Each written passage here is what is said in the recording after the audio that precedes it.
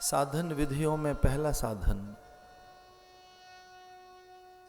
वेद के अनुसार श्रवण साधन है। श्रोतव्यो मंतव्यो, मनन से पूर्व की एक ऐसी अवस्था जिसमें नित्य श्रवण हो, सार्थक श्रुति श्रवण, श्रोत्रिय सत्पुरुषों के द्वारा समित पाणी सपरिय भाव से, समाधित चित्त से, श्रद्धा और विश्वास के साथ निरंतर और दीर्घकालिक, इस साधना का नाम श्रवण है। समित भाव से, सपरिया, केवल सेवा नहीं, सपरिया। सेवा में तो एक पक्ष हमारे हाथ लगता है, सपरिया में अहिर्निश चिंतना, अहिर्निश सत्पुरुषों की सन्निधि, उनके चरित्र, चिंतन, अध्ययन, अनुभूति, आत्मसंपदा और उनकी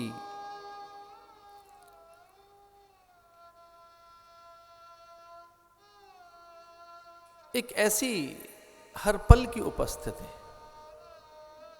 जैसे अनुपायनी उपस्थिति कह सकते हैं, अनुपायनी सेवा,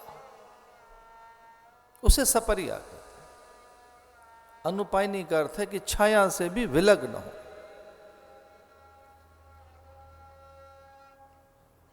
इतनी एकाग्रता के साथ, इतनी अंतरंगता के साथ कि हम कहीं भी हैं तो छाया अनुभूत होती रहे,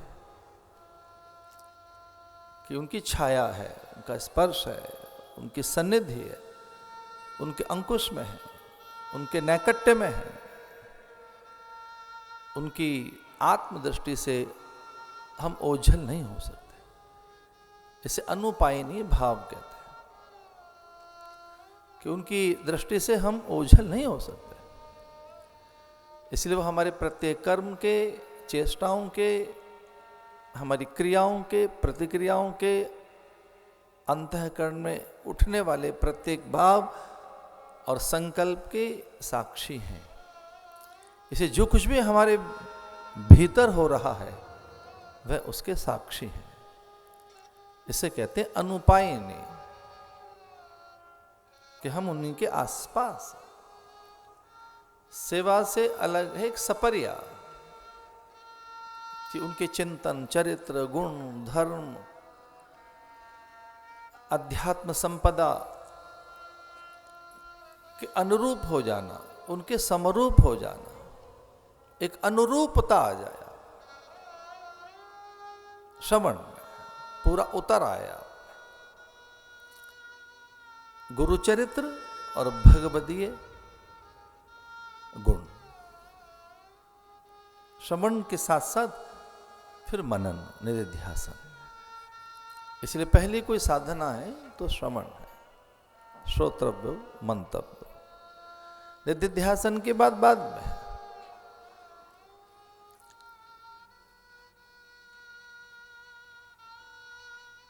तो कभी ये बात बार बार कही गई कि उनके साथ गहरा तादात्म्य हो जाए।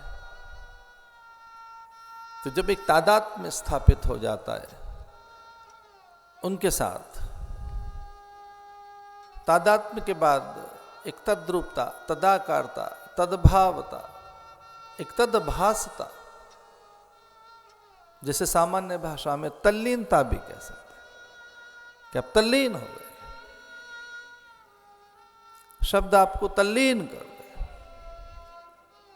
एकाग्रता में रस आए। इसको और उजागर करें ऐसा कहकर कि सुनते सुनते वो प्रकट होने लगे, चित्र पट की भांति, चलचित्र की भांति। शब्द सजीव होने लगे, मूर्त रूप हो जाए। शब्द आप में ऐसी सजगता, ऐसा एक अपने प्रति आकर्षण पैदा कर दें कि शब्दों के प्रति आप में एकाग्रता आइए और वे जागृत होने लगे, मुखरित होने लगे, चैतन्य होने लगे, वह सजीव हो जाएं, और आप सुनते सुनते देखने लगे। वो आपकी कल्पनाओं में दृश्य बनकर प्रकट होने लगे और रस संचरण हो, साथ साथ वो चरित्र बनता जाए, जीवन बनता जाए। उपदेश में विलंब न हो, उपदेश तत्काल चरित्र बने, उपदेश दर्शन बन जाए, जीवन का अंग बन जाए, वो जीवन विधा बन जाए कि जो सुना गया है साथ साथ वो जीवन का हिस्सा होता गया। इसे कहेंगे श्रवण की सार्थकता। जी जो विश्वास पूर्वक होता है, श्रद्धा पूर्वक होता है। इसलिए उपनिषदों में बड़ी कथाएं कि एक बार सुन लिया तो वो हिस्सा बन गया जीवन का, दूसरी बार नहीं। उत्तम कोटि का साधक वो कि एक बार सुनकर शब्द मुखर हो, चैतन्य हो, मूर्तिमंत हो, सजीव हो, वो आपका हिस्सा बन जाए। तो जिनसे सुना जा रहा है उनके प्रति एकाग्रता, तादात्म्य भाव और वो शब्द तदभासता, तदाकारता पैदा करते जाएं, एक ऐसा तादात्म्य आप में हो जाए। तो ये पहली साधना है, उत्तम कोटि की साधना, जिसके लिए वेदों ने कहा भद्रम कर्णे भिशुणयाम देवा भद्रम पश्यमाक्षभिर्य जत्रा। तो एक देखने की जो बात है तब आएगी जब पहले सुनना सिद्ध हो जाए, सुनना सार्थक हो। एक बड़ा विकास जीवन का तब आरंभ होता है जब आप श्रवण के लिए तैयार हो जाते हैं, सुनने के लिए और समझने के लिए। वैसे तो बड़ा कठिन है, सुनना ही बड़ा कठिन है। सुनत कठिन साधत कठिन, सुनना बड़ा कठिन, साधना और भी कठिन, समझना और भी कठिन, कहत कठिन। एक तो कहने में बड़ा कठिन है, जो बात बड़ी कठिनाई से कही जा सकती है कुछ कहा ही नहीं जा सकता। एक तो बड़ा कठिन है कहना कि कुछ उसे कहा जाए, फिर वो जो कहा जा रहा है कई लोग उसे सुन नहीं पाते। ऊर्ध्वबाहु रोमस्य ना कश्चित शृणोतु माम, ऊर्ध्वबाहु रोमस्य ना कश्चित शृणोतु माम। महर्षि वेदव्यास गिरिकंदराओं में और उधर ऊपर हिमालय में ऐसा कहते हैं कि मैं दोनों भुजाएं उठाकर कह रहा हूं, कोई मेरी सुन नहीं रहा है। बहुत लोग नहीं है सुनने वाले। नारद जी ने कहा कि सुनेंगे, थोड़ा सरल कहो, बहुत कठिनाई के साथ बोल रहे हैं आप। जो कहा है आपने कठिन कहा है, क्लिष्ट है, जटिल है, ये सुना नहीं जा सकता, सरल करके सुनाइए, सुगम। जैसे एक दिन मैंने कहा ना कि गुरु कौन, जो दुर्बोध को सुबोध कर दे, जो दुर्बोध है उसे सुबोध करे। पांडित्य की पेचीदगियां वहां नहीं रहती, शब्दों की जटिलता क्लिष्टता वहां रहती नहीं है। पांडित्य का भी एक प्रकार से प्रभाव कभी हो, पांडित्य की पेचीदगियां ना हो, ग्रंथों की जटिलता ना हो, सरलता हो। इसलिए तो मानस, रामचरितमानस लोक का प्रिय हो गई, लोक भाषा। मां कोई बड़े शब्दों का प्रयोग नहीं करती अबोध शिशु के सामने, और अबोध शिशु को भी ये प्रयास नहीं कराया जाता कि इसे जटिल शब्द सिखाए जाए, कठिन शब्द सिखाए जाए। भाषा का एक बहुत जटिल रूप इसके सामने रखा जाए, तो जब बोलने की जो प्रक्रिया है, सुनने की प्रक्रिया जो बिल्कुल आरंभ की है, वो बड़ी सरल है। उसमें का, ता, पा, मा ये शब्द हैं बड़े सामान्य से। फिर वो कुछ संकेत के साथ हैं, कुछ वो ग्रहण करता है। तो कुछ जो कहा जाता है माता पिता के द्वारा, जो बड़ा कठिन सा उसे लगता है, और उन्हें भी लगने लगता है उसी समय कि जो हम कह रहे हैं ये कुछ कठिन है, इसके लिए, हमारे लिए नहीं। तो जब वो एक अवस्था, जब बालक बोलता है, जब उसकी वैखरी आखिर स्पष्ट कर दे। वैसे तो कई बार बालक बोलता है, समझ नहीं आता क्या बोल रहा है, पर वो कुछ कहना चाहता है, तो उसकी वैखरी की स्पष्टता के लिए आखिर स्पष्ट हो, अर्थ उजागर हो, उसके लिए बालक को सिखाया जाता है। पर वो पांडित्य की पेचीदगी नहीं होती, जटिल क्लिष्ट शब्द नहीं होते। यद्यपि बड़ी बड़ी बात सिखाई जाती है तो कहत कठिन, समुझत कठिन, साधत कठिन, फिर साधना में बड़ी कठिन। तो एक सपरिया शब्द का अर्थ है कि समत पाणी भाव से समिधा हाथ में लेकर, समिधा का अर्थ है सूखी लकड़ियों की तरह से, कि हम पूरे तैयार हैं। जैसे वो जल जाती हैं, समिधा भस्म विभूति बनने को तैयार है, उनमें अपना कुछ नहीं है। तो ऐसा एक अंतःकरण लेकर जब सुना जाता है और अनुपायनी भाव से तादात्म्य होकर उनके चरित्र चिंतन गुण के साथ, तो शब्द फिर दृश्य बन जाते हैं, शब्द फिर मुखर हो जाते हैं। शब्द जो ब्रह्म है वो अपने अर्थ उजागर करने लगता है। इसलिए इसमें बताया गया है कि श्रवण के अलग अलग भाव हैं। जो सुन नहीं पाई शिव अर्धांगिनी, उसका अर्थ ये है अप्रमत्तेन वेदव्यम सर्वत तन्मयो भवेत्। कहीं कोई प्रमाद है तो अगर पंडित का भी प्रमाद है, ज्येष्ठता का कोई दंभ है कि पहले से ही हमें तो भरा हुआ पात्र पहले से ही है, तो उसमें कुछ आता नहीं। श्रवण में रिक्तता चाहिए, पूरी रिक्तता। तो जितने आप रिक्त हैं, जितने आप खाली हैं, उतनी अधिक आप लाभान्वित होते हैं।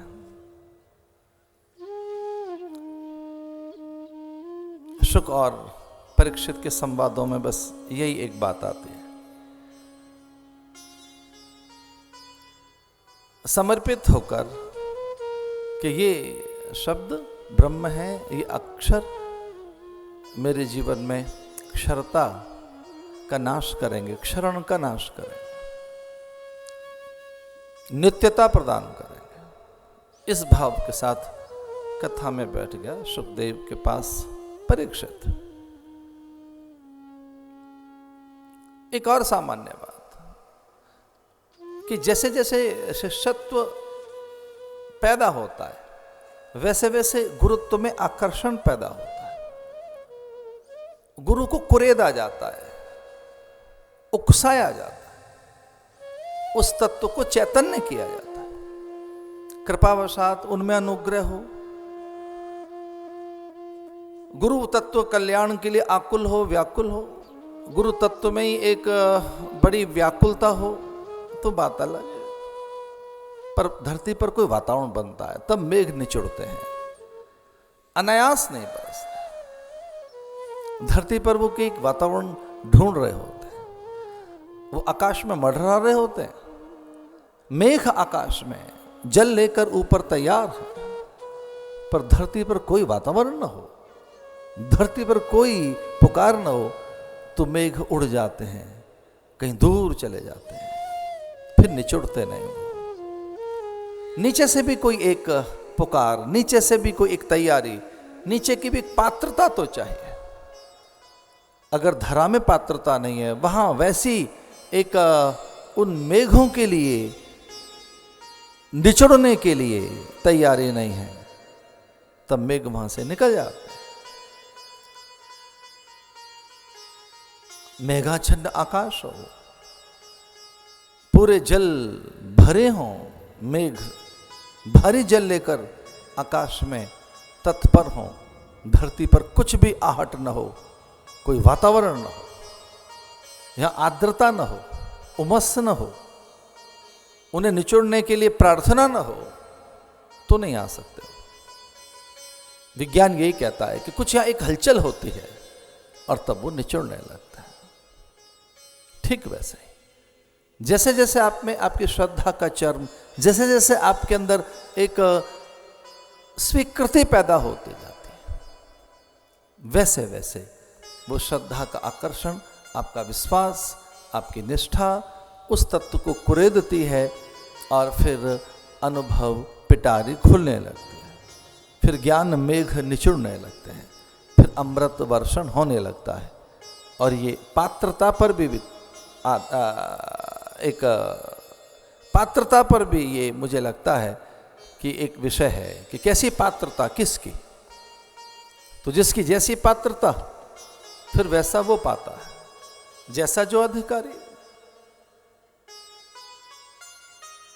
तो जैसे आप अधिकारी अंतःकरण में कैसी पात्रता है, अपनी अंतःकरण की पात्रता, अंतःकरण की योग्यता, आपकी श्रद्धा, आपका विश्वास फिर आपको उतना ही देता है।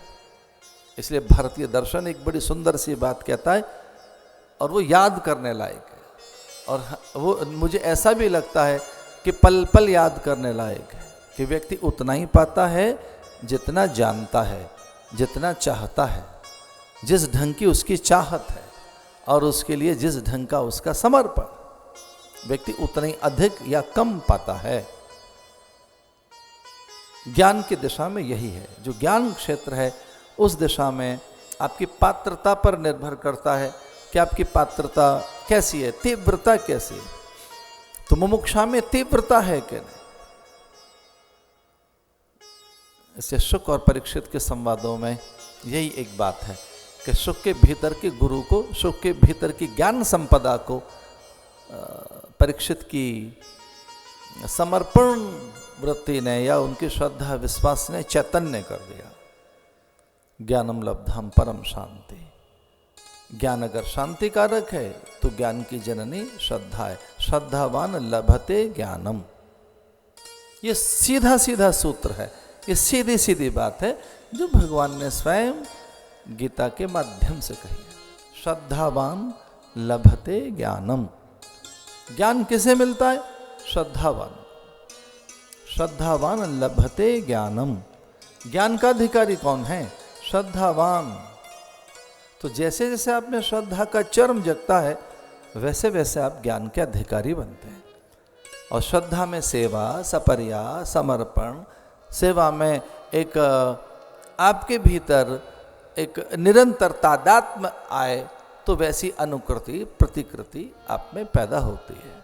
वैसी अनुकृति, माता पिता जैसी उनकी संतानें लगती हैं वैसे उनके चिबुक, भाल, कपोल, नासिका, ओष्ठ, वैसी देह आकृति। कई बार सीधा सीधा समझा जा सकता है कि ये उनके बालक हैं। उनकी कोई प्रतिकृति, अनुकृति, प्रतिकृति, उनके वो अनुरूप समरूप लगते हैं। उनके अंग प्रत्यंग, उनका वर्ण, उनकी पूरी काया, कलेवर में बहुत सी चीजें, उनके देह की बहुत सी आकृति अपने माता पिता से मिलती है। वैसे ही शिष्य की बहुत सी चीजें अपने गुरु से मिलती हैं, भक्त की बहुत सी चीजें अपने भगवान से मिलती हैं। वो उसकी अनुकृति हो जाता है, प्रतिकृति हो जाता है। वो इतना भीतर उन्हें उतार लेता है, वो इतना उतार लेता है, वो इतना जुड़ जाता है। तो जैसे जैसे आप में एक तादात्म्य पैदा हुआ है, तो तादात्म्य आप में है, एक गहरा अंतरंगता है, तो उपदेश उतर जाएंगे, वो साकार होंगे, उपदेश जीवंत हो जाएंगे। इसके लिए श्रद्धा, सपर्या, सेवा, समर्पण।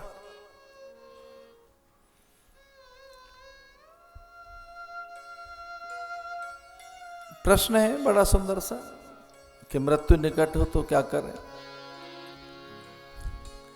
दो विधियां हैं। एक है पूरा समत्व भाव, समर्पण, समत्व पारायण, कि अब मैं कुछ नहीं जानता, जे विध होए नाथ है तुमोरा, करो सो वेग दास में तोरा। मैं तेरा दास हूं, मुझे ज्ञान, बुद्धि, विवेक, विचार, चातुर्य, युक्तियां, इन सब का बोध नहीं। मैं नहीं जानता मेरे हित में क्या है। एक विधि तो यह है कि हम अपना भवितव्य नहीं जानते। हमारा कल्याण किस में है, हमारी सिद्धि किस में है, कहाँ हमारे लिए सुख है, सम्मान है, सौंदर्य है, जय है, विजय है, हम नहीं जानते। मैं अपने भवितव्य से अपरिचित हूं, अजान हूं, मुझे पता नहीं। इसे मेरे हित में क्या है ये आप करना। तो एक प्रकार का ये है कि तेरा विधान निर्दोष है, मंगलकारी है, कल्याणकारी है, तेरे विधान में मेरे लिए सर्वदा सुख और सम्मान है और उसमें सदा मेरी जय है। इसलिए मैं नहीं जानता, हम नहीं जानते कि हमारा हित किसमें, हमारा कल्याण किसमें। तो जिसमें हमारा कल्याण है वह आप करें। मैं तेरी शरण में, मैं नहीं जानता। ऐसी कुछ बात थी नहीं अर्जुन में, तो भगवान की कुछ कठिनाई थी। भगवान की कठिनाई यह थी कि अर्जुन में पूरा समर्पण नहीं था। अर्जुन पूरी तरीके से तैयार नहीं था। वो सुनना तो चाहता था, समझना नहीं चाहता था, जानना नहीं चाहता था। वो सच के साथ एकीकृत नहीं होना चाहता था। जो भगवान देना चाहते हैं उसे धारण नहीं करना चाहता था। इसे जो बहुत बड़ी कठिनाई थी भगवान के सामने कि वो स्वयं ईश्वर है, गुरु हैं, उपदेशक हैं, मार्गदर्शक हैं, शिक्षक हैं, त्राता हैं, दार्शनिक हैं, योगी हैं, और कोई युक्ति ऐसी नहीं है जिसका वो उसे ज्ञान न कराना चाहते। तो एक और तो पूरी तैयारी है, बड़ी तैयारी। वो इतनी बड़ी तैयारी है कि वो हर चीज बताना चाहते हैं। वो हर योग, विद्या, युक्ति, प्रत्येक दर्शन, क्या छूटा है गीता में, उसे संन्यास, सांख्य, योग, भक्ति, दर्शन, वैराग्य, यज्ञ, दाप, दान, तप, पूजा, प्रार्थना, धर्म अनुष्ठान, बड़े सिद्धांत, नियम, नीतियां, क्या नहीं बताना चाहते। पर एक कठिनाई है हल्की सी, उनके सामने कठिनाई ये कि वो तैयार नहीं है, ग्राह्यता नहीं है, स्वीकृति नहीं है, तत्परता नहीं है, वो उपदेश के लिए तैयार नहीं है, क्योंकि समर्पण पूरा नहीं। तो भगवान बीच बीच में उसे टोकते हैं, मामेकम शरणम ब्रज, मेरी शरण में आ, मय्यर्पित मरोर बुद्धि, अपना मन बुद्धि बुझे दे, मैया आसक्त मना पार्थ, तू जरा आसक्त हो मुझ में, मुझे समझ, मैं तुझे कुछ बताना चाहता हूं, मैं तुझे कुछ देना चाहता हूं, मैं तुझे यथार्थ का बोध कराना चाहता हूं, वास्तविकताओं का दर्शन कराना चाहता हूं, जीवन का सच बताना चाहता हूं। एक और बात कि तू ये भी नहीं जानता कि मैं कौन हूं, तो आज तो मैं अपने बारे में भी बताना चाहता हूं। तू ये भी नहीं जानता है कि तू कौन है, ये सब बताना चाहता हूं। पर इसके लिए थोड़ा समर्पण चाहिए, एकाग्रता चाहिए, थोड़ी गंभीरता चाहिए, थोड़ा आसक्त हो मुझ में, संयत हो, शांत हो, सावधान हो, समर्पित हो, अपना मन बुद्धि चित्त चेतना मुझे दे, तू मुझे समर्पित हो। और जब ये सब कुछ नहीं किया तो फिर भगवान को अपना विराट रूप दिखाना पड़ा। भगवान को लगा कि इसे बताना होगा कि मैं कौन हूं, और फिर ये समझ सकेगा कि मैं क्या देना चाहता हूं। मया प्रमादात प्रणयन वा, ये मेरा प्रमाद था जो मैं तुझे समझ नहीं पा रहा था। अंत में अर्जुन ऐसा कहता है, सखेति मत्वा प्रसभंग्य दुक्तम, हे कृष्ण हे यादव हे सखेति।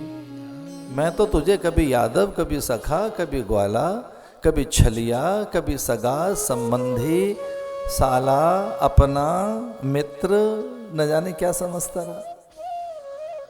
तू तो कुछ और ही निकला, मैं तो कुछ और कहता रहा। सखेति मत्वा प्रसभंग्य दुक्तम, हे कृष्ण हे यादव हे सखेति। अजानता, अजानता, मैं अज्ञानी था, अल्पज्ञ था, मेरी बुद्धि सीमित थी। तू तो संकेत देता रहा, बताता रहा, पर मैं सीमित बुद्धि वाला व्यक्ति था। अजानता, अजानता में तेरी महिमा, तेरे होने के सच को और स्वयं को मैं भुलाता रहा। अजानता, अज्ञानता में, अल्पज्ञता में, मूढ़ता में मैं गंभीर नहीं था जीवन के प्रति। मैं कुछ गंभीर ही नहीं था, मैं उतना गंभीर नहीं था जितने आप गंभीर थे देने में। जिस ढंग से आप गंभीर हैं मुझे बताने के लिए, मैं उतना गंभीर नहीं। जो शुद्धाद्वैत दर्शन है वल्लभ का, वो यही है कि भगवान गंभीर हैं, हम तैयार नहीं हैं। हम तो तैयार हैं, वो तो तुष्टि पुष्टि संतुष्टि तृप्ति देने के लिए तैयार है, वो तो पुष्टिकारक है, पर हम तैयार नहीं।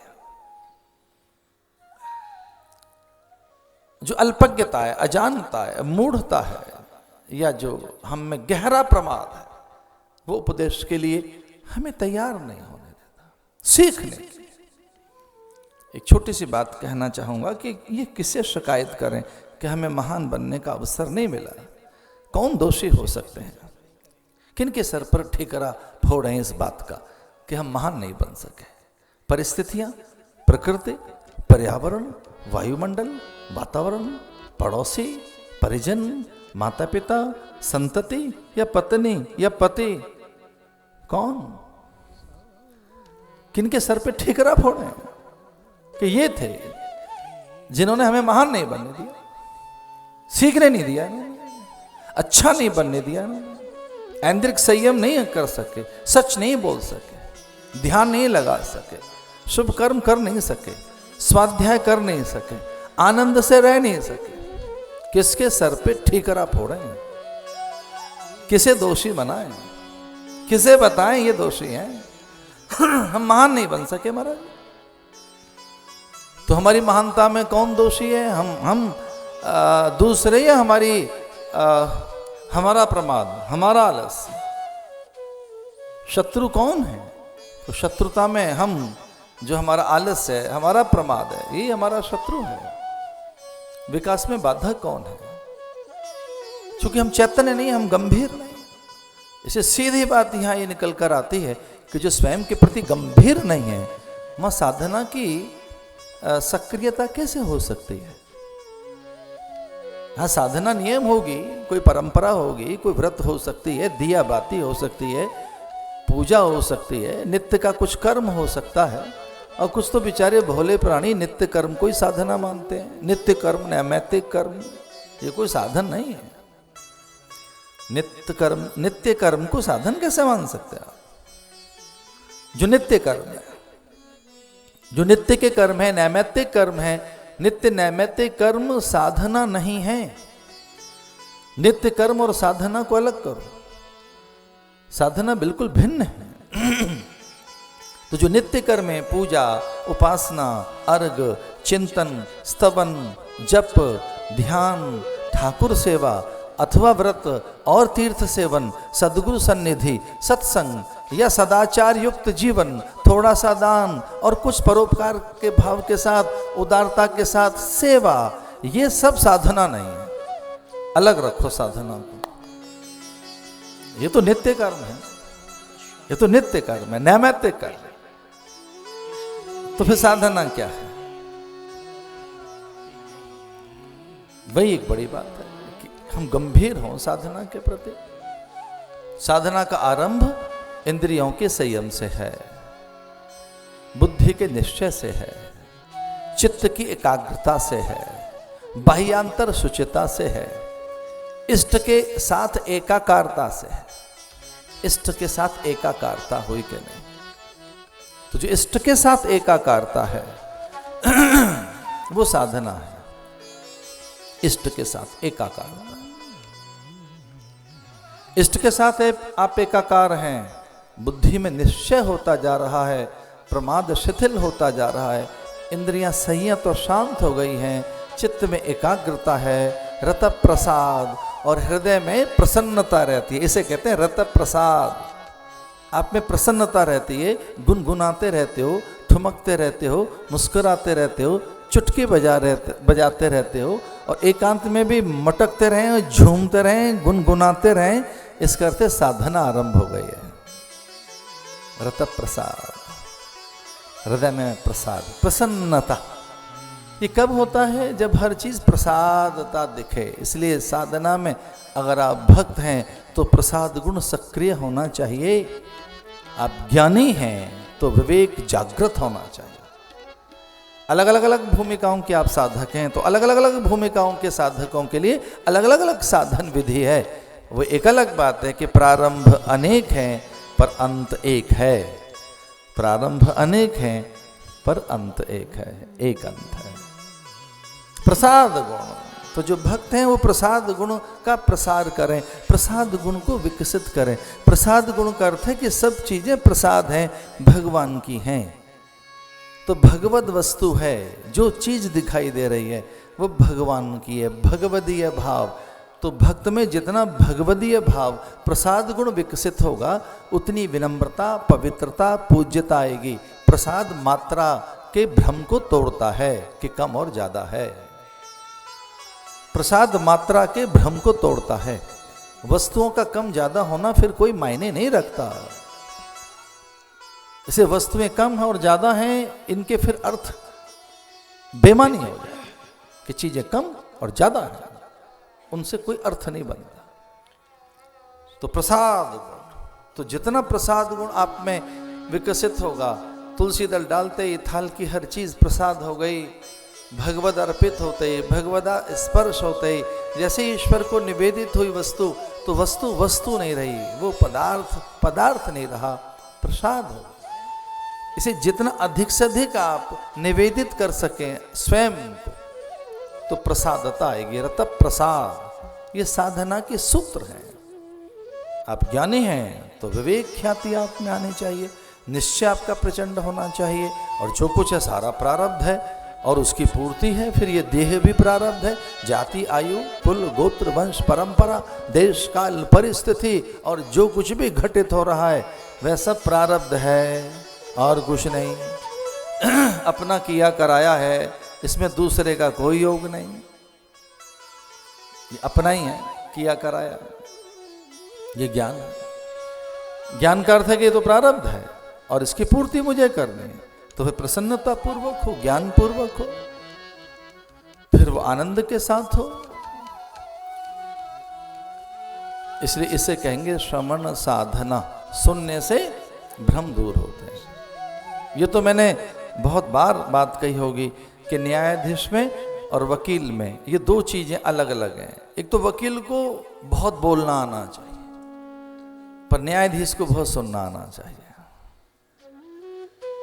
जिसे बहुत ज्यादा सुनने की आदत है, जो अच्छा श्रोता होता है, जिसे बहुत सुनना आता है, एक नहीं कई पक्षों को, वादी को, प्रतिवादी को, तथ्य को, कथ्य को, साक्ष्य को, प्रमाण को, जो बहुत से दस्तावेजों में से भी कुछ ढूंढकर और फिर सुनना चाहे, जो बार बार सुनना चाहे, उसे न्यायाधीश कहते हैं। और जो बार बार बोलना चाहे उसे वकील कहते हैं। वो कहता है जी एक अवसर और दो बोलने के लिए, एक अवसर और दो। कभी दोनों बनकर देखना, कभी दोनों बनकर देखना। मैंने कई बार दोनों जगह खड़े होकर देखा। मैं कभी न्यायाधीश बना अपने लिए और कभी वकील बना अपने लिए। दोनों बनकर देखना। कभी अपनी अदालत में खुद खड़े होकर देखना, अपना मुकदमा खुद लड़ो, पता लगेगा। फिर उसी समय न्यायाधीश हो आप।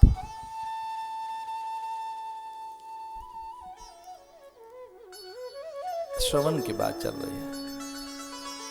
श्रवण पहला साधन है।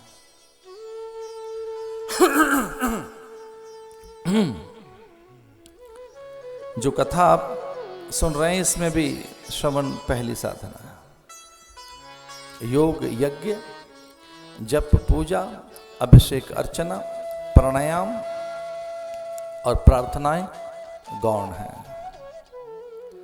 श्रीमद् भागवत में कथा में श्रवण पहली साधना है। इसलिए सुनना साधन बनाइए, लेकिन सुन के साथ साथ उसे मनन करते जाओ, वो जीवन बनता जाए, आपका हिस्सा बनता जाए। एतावान सांख्य योगाभ्याम स्वधर्म परिनिष्ठया जन्मलाभ पुंसान्ते नारायण स्मृति। एतावान सांख्य योगाभ्याम स्वधर्म परिनिष्ठया, किसी भी प्रकार से एतावान सांख्य योगाभ्याम स्वधर्म परिनिष्ठया। एक युक्ति नहीं है, अनेक युक्तियां हैं। स्वयं को सुधारने के लिए, स्वयं को जानने के लिए एक युक्ति नहीं है। क्या करें? एतावान सांख्य योगाभ्याम स्वधर्म परिनिष्ठया जन्म लाभ परापुंसान्ते नारायण स्मृति। एक बात है कि देह छूटे, प्राण चले जाएं, ये भौतिक शरीर नष्ट हो जाए, इससे पहले इसका लाभ ले लेना चाहिए। एक लाभ है जन्म का, वो ले लेना चाहिए। बहुत ही विनम्रता पूर्वक कहना चाहता हूं, जिस दिन हम मनुष्य बने उसी दिन एक योग्यता हमें उसी दिन उसी पल मिल गई। जन्म के साथ जैसे ही हम मनुष्य बने एक योग्यता उसी पल हमें प्राप्त हो गई, और वो है ब्रह्मानुभूति, आनंदानुभूति, रसानुभूति, ज्ञानानुभूति, आत्मानुभूति की योग्यता उसी समय हमें प्राप्त हो गई। वो थी आत्म साक्षात्कार की योग्यता, वह है ब्रह्म साक्षात्कार की योग्यता, वह है अपने को भक्त बनाने की योग्यता, और एक और बात, वह है अपने को भगवान बनाने की योग्यता। स्वयं को सच, स्वयं के सच को जानने की योग्यता। जिस दिन आप मनुष्य बने ये योग्यता पशु पंछियों को, परिंदों को नहीं मिली, वनस्पतियों को प्राप्त नहीं। ये योग्यता, दो और योग्यताएं आपको मिली। जन्म लाभ, जन्म का लाभ इन दो चीजों में छुपा हुआ है। जन्म लाभ, ये दो योग्यताएं मनुष्यों के अतिरिक्त किसी और के पास नहीं। दो और योग्यताएं आपके पास हैं। कौन कौन सी? कर्म की स्वायत्तता, चिंतन की स्वायत्तता। कर्म की स्वायत्तता, कर्म की स्वतंत्रता और चिंतन की स्वतंत्रता।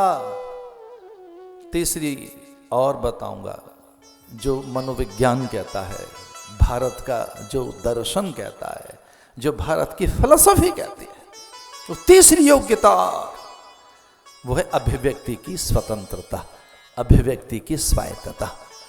लेकिन तब बोलना जब पहले कर्म की स्वतंत्रता, सत्कर्म में लग जाए आप, जब चिंतन की उच्चता अर्जित हो जाए, जब चिंतन की उच्चता अर्जित आपको हो और कर्म की श्रेष्ठता में निष्णातता आपको हाथ लग जाए, कर्म की श्रेष्ठता सिद्ध हो जाए, जिस दिन कर्म की श्रेष्ठता, कर्म निष्पादन होने लगे, कर्म सत्कर्म बन जाएं, कर्म कर्तव्य कर्म बन जाएं, उनका निरूपण करने लगें, वो वेद विहित कर्म हो, शास्त्र विहित कर्म हो, वो सद्गुरु उपदेशित कर्म हो, महज्जन द्वारा आचरित कर्म हो, वैसे कर्म हो जो शास्त्र निर्देशित करता है, और वैसी एक आपके पास में अगर चिंतन की उच्चता है, चिंतन की प्रखरता है, फिर भैया अभिव्यक्ति कैसी होगी? फिर क्या अभिव्यक्त होंगे आप? फिर क्या अभिव्यक्ति आपकी होगी? अभिव्यक्ति, फिर क्या अभिव्यक्त होंगे आप? अगर कर्म आपका सही नहीं है, चिंतन पवित्र नहीं है, ज्ञान आपके पास नहीं है, तो फिर आप बोलेंगे नहीं। हमारे महाराज जी कहेंगे फिर बकते हैं आप। आदमी बोलता नहीं है, फिर बकता है, व्यर्थ।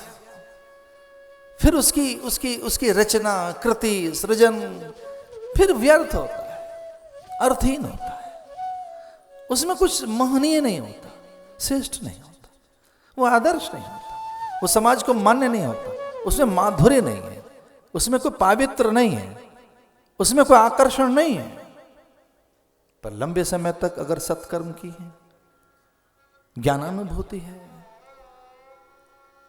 ये दो बड़ी चीजें हैं। जन्म लाभ ये मनुष्यों के अलावा और किसको प्राप्त है?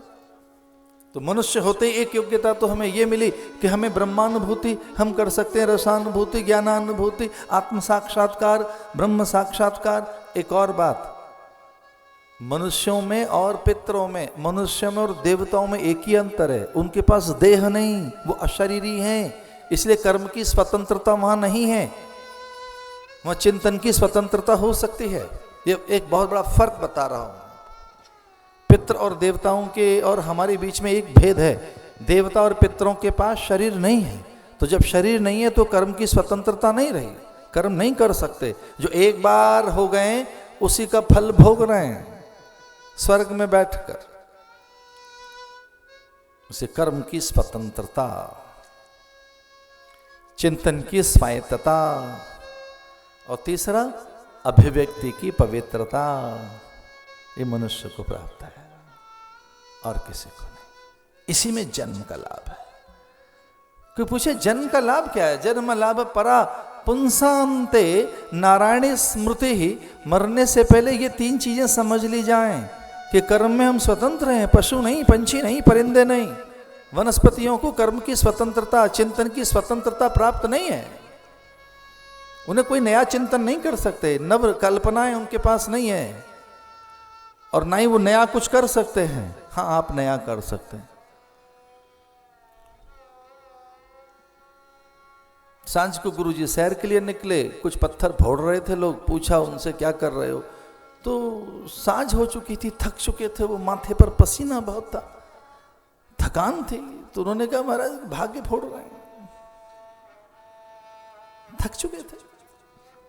कुछ लोग हथौड़ा बजाकर पत्थर तोड़ तोड़कर, पत्थर में से और छोटा पत्थर, एक और पत्थर, एक और पत्थर, एक बड़े पत्थर को तोड़कर छोटा पत्थर, अब एक और छोटा पत्थर, एक और पत्थर, पत्थर फोड़ फोड़ कर पत्थर ही निकाल रहे थे। पूछा गुरुजी ने क्या कर रहे हैं? भाग्य फोड़ रहा है हमारा। थोड़ा और आगे बढ़े, पूछा पत्थर तोड़ने वाले उन लोगों से क्या कर रहे हो? महाराज उदर पूर्ति का साधन है, उदर की आग को शांत करने का ये आजीविका का एक साधन है, आजीविका का साधन है। मेहनत मजूरी कर रहे हैं महाराज, मेहनत मजूरी। गुरुजी थोड़ा सा और आगे बढ़े, पूछा उन पत्थर तोड़ने वाले लोगों से क्या कर रहे हो? तो उन्होंने कहा महाराज वैसे तो पत्थर ही तोड़ रहे हैं, मेहनत मजूरी है, पर यह है सेवा हाथ लग गई है। यह मंदिर बनने वाला है, ये कोई आश्रम बनने वाला है, तो थोड़ा सेवा भी हाथ लग गई है, मेहनत मजूरी भी है। और पहले वाले लोग कह रहे हैं भाग्य फोड़ रहे हैं, दूसरा कहता है कि उदर पूर्ति का साधन है, और तीसरा कहता है सेवा है। चौथा एक व्यक्ति और था जो पत्थर तोड़ रहा था, चौथा एक व्यक्ति जो चहक रहा था, आनंदित था, आह्लादित था, प्रसन्न था। पूछा उससे गुरुजी ने क्या कर रहे हो? बोले महाराज जीवन में कभी पत्थर नहीं तोड़े, पहली बार गुरुजी का आदेश हुआ है इन मजदूरों के बीच में आपको भी पत्थर तोड़ने हैं। आज ऐसी सेवा हाथ लग गई है कि मैं अपना कर्म बंधन काट रहा हूँ, आलस्य तोड़ रहा हूँ, प्रमाद फोड़ रहा हूँ। वो जो दुर्दिन थे, दुर्भाग्य थे, अपने दौर्भाग्य के ऊपर प्रहार कर रहा हूँ। कभी कभी सेवा हाथ लगती है। पहली बार कहा है गुरुजी ने पत्थर तोड़ने, पहली बार हथौड़ा हाथ लगाए, मैं तो सेठ हूँ, पहली बार हथौड़ा हाथ लगाए, हम तो सेठ हैं, पहली बार जीवन हाथ लगाए। ऐसे मनुष्य होना बड़ी बात है, पर उसमें जन्म लाभ, जन्म का लाभ कहां से निकलेगा? मनुष्यता का लाभ कहां से निकलेगा? तो ये भागवत का वो पहला श्लोक है जो सुखदेव के मुंह से निकला, एकदम जो पहला उपदेश निकला। परीक्षित के लिए जो पहला श्लोक है, परीक्षित के लिए जो पहला उपदेश है, वो ये है जन्म लाभ परा पुंसांते। ये 3-4 काम पहले कर लिए जाएं। कर्म की स्वतंत्रता, चिंतन की शुद्धता, अभिव्यक्ति में पवित्रता, जीवन में सहजता, निर्विषयता, आनंदिता।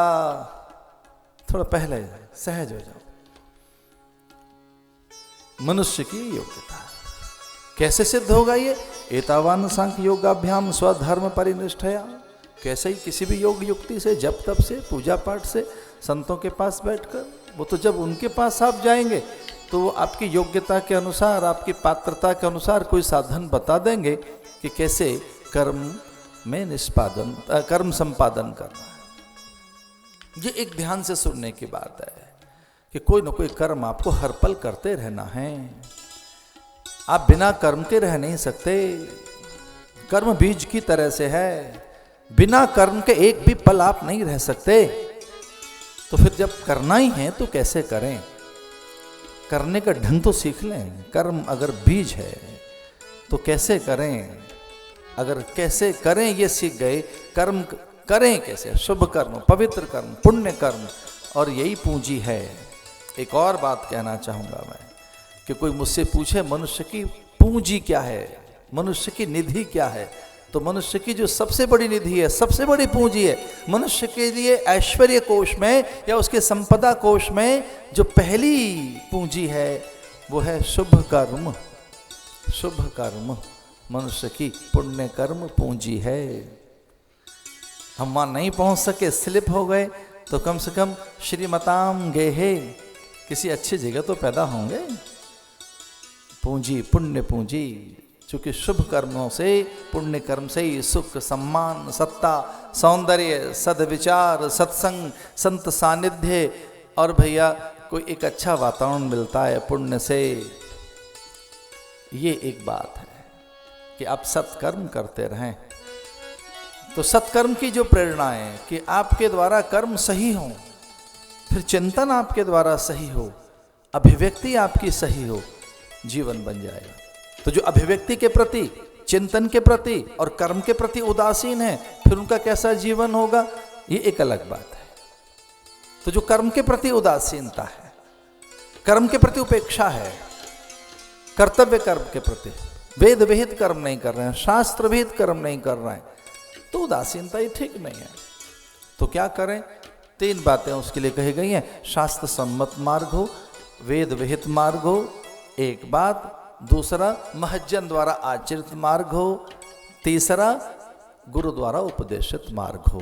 किधर चलें? शास्त्र सम्मत मार्ग हो, शास्त्र सम्मत वेद विहित मार्ग हो। तो जो आप कर रहे हैं, जो भी आपकी जीवन शैली है, जिस ढंग से आप जीवन जी रहे हैं, वो शास्त्र सम्मत है क्या? वो वेद विरुद्ध तो नहीं, शास्त्र विरुद्ध तो नहीं।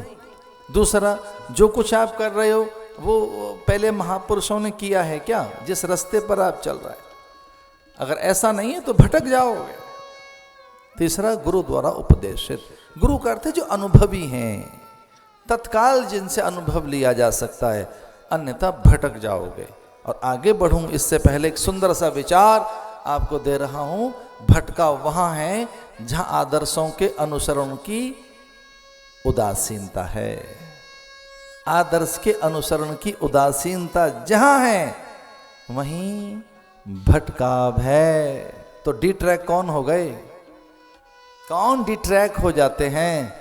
जो अपने सामने आदर्श भुला देते हैं। इसलिए आदर्शों का जो अनुसरण करते रहते हैं, आदर्शों का जो अनुकरण करते रहते हैं, आदर्शों का जो अनुशीलन करते रहते हैं, वही भटकते नहीं। अनुयायी होने का मतलब भी यही है। कहते हैं कि उनके अनुयायी हैं। अनुयायी का मतलब बस कान में मंत्र सुन लिया अनुयायी हो गए? नो, पूरा फॉलो करो, पूरा तब आप अनुयायी हैं। अनुशीलन, अनुवर्तन, अनुसरण, अनुकरण, ये आदमी की जात बताऊं कैसी है? ये नकलची है। ये स्वभाव से ही अनुकरणशील है, स्वभाव से एक दूसरे का अनुकरण करने वाला है। छोटे बालिका अपनी माँ का अनुकरण करती है, और छोटे छोटे बच्चे अपने पिता का।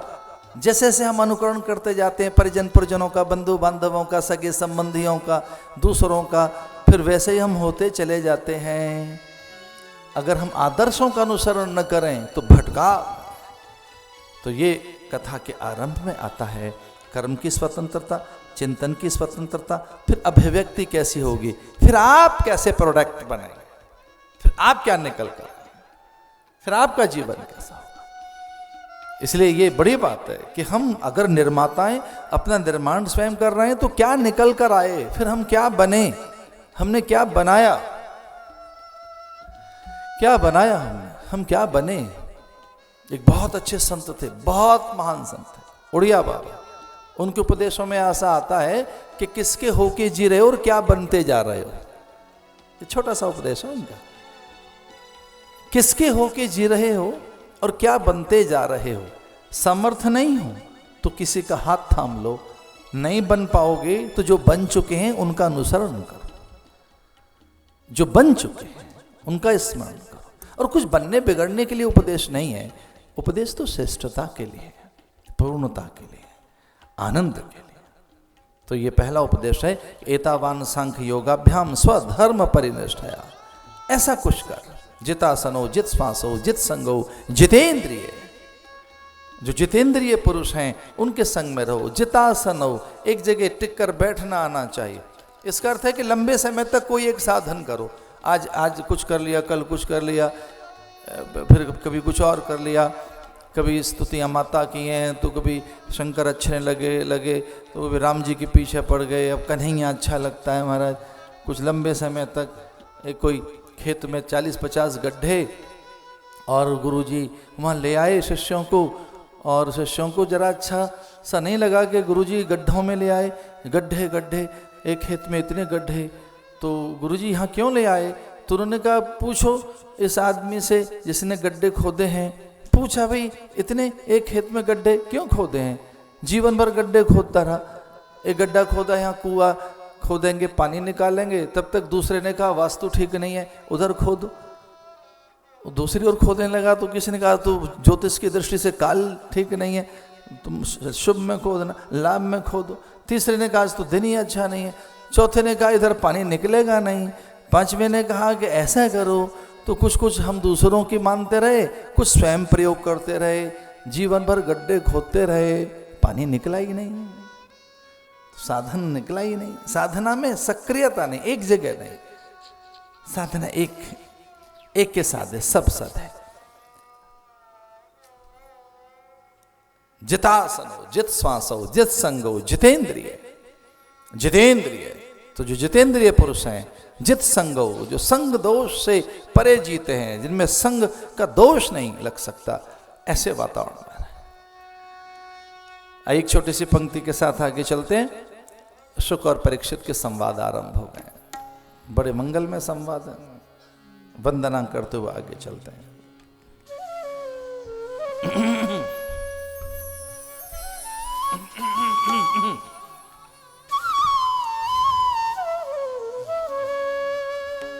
वंदं गुरु पद म पराग, वंदं गुरु पद म पराग, वंदं गुरु पद म पराग, वंदं गुरु पद म पराग।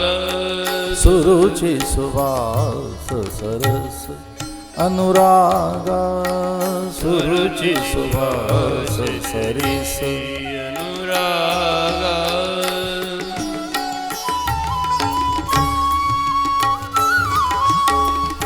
वंदं गुरु पद्म परागा, सुरुचि सुवास सरिस अनुरागा। वंदं गुरु परागा।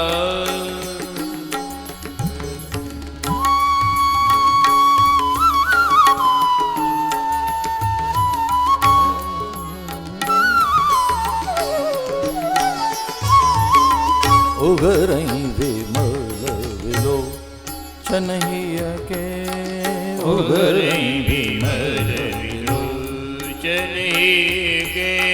मिटै दोष दुख भव रजनी के, मिटै दोष दुख भव रजनी के।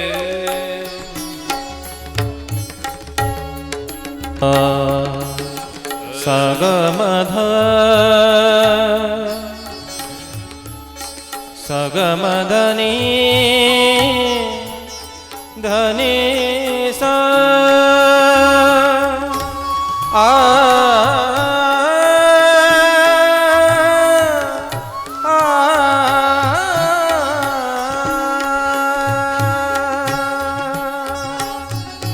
सगमद मग सगमद निध मग धनि सा निध निध मग मग मग सा। उगरई विमल विलोचन के, उगरई विमल विलोचन के। मिटै दोष दुख भव रजनी के, मिटै दोष दुख भव रजनी के। सा निध निध मग मग सा मग मग सा मग मग सा। उगरई विमल विलोचन के।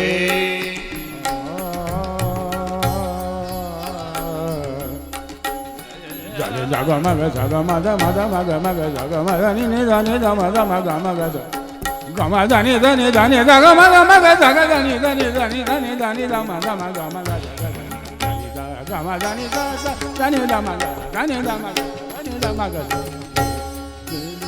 ये के मिटे दोष दुख रजनी के मेरी मदर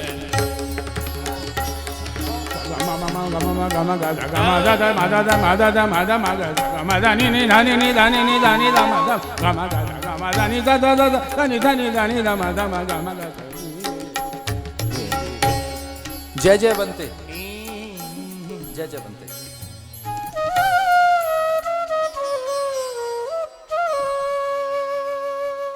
उगरई विमल विलोचन हिय के, उगरई विमल विलोचन हिय के, उगरई विमल विलोचन हिय के, उगरई विमल विलोचन हिय के, मिटई दोष दुख भव रजनी के, मिटे दोष दुख भव रजनी के।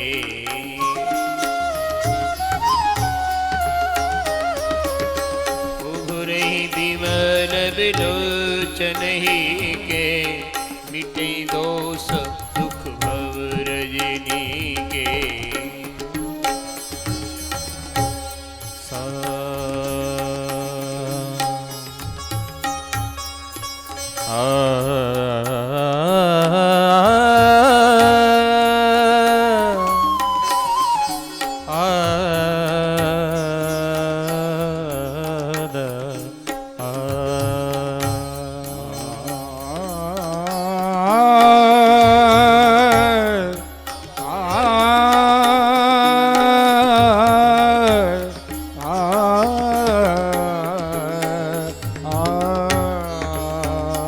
वंडरफुल।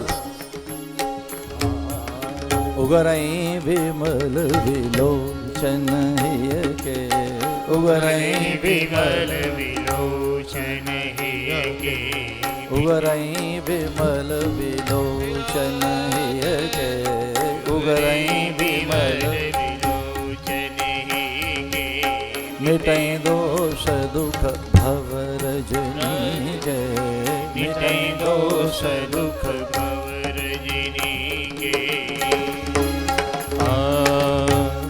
सा रे ग रे सा ध नि प द नि सा ग म रे ग रे सा आ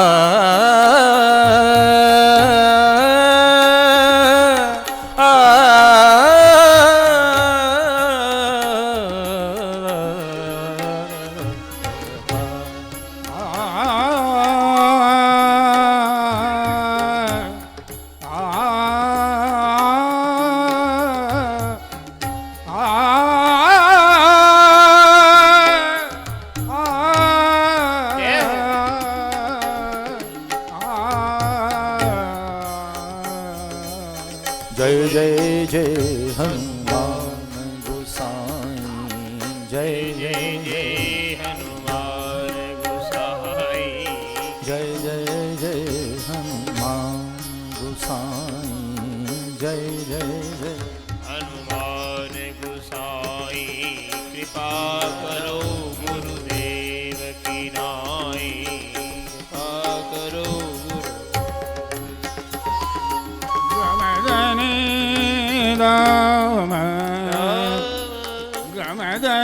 दानि दम गम दम निदम मदनि दानि दानि सा ग रे नि सा दानि दम। जय जय जय हनुमान गोसाई, हनुमान गोसाई, जय जय जय हनुमान गोसाई। कृपा करो गुरुदेव की नाई,